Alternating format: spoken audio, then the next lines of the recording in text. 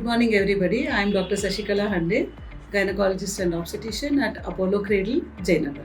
Today, I am going to talk to you about a condition called fibroid uterus. Fibroids are also known as leiomyomas or myomas. They generally occur in the age group of 30 to 40 years. These are benign tumors arising from the uterine smooth muscles. Now, what symptoms does this fibroid cause? Fibroids can cause heavy menstrual bleeding or intermenstrual bleeding, very painful periods, infertility, or even miscarriage.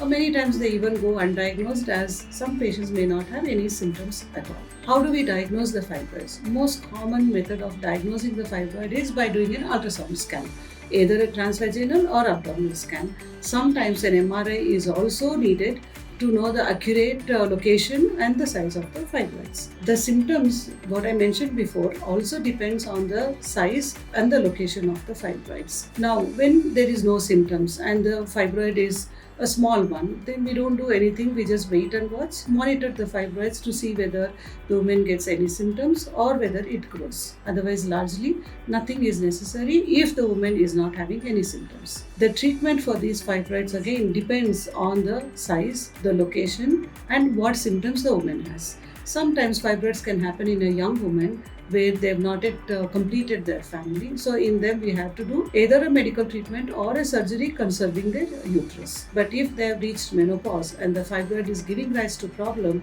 then a surgical treatment may be required. So whatever the treatment, it depends on the age of the patient, the location of the fibroid, and what symptoms it is causing.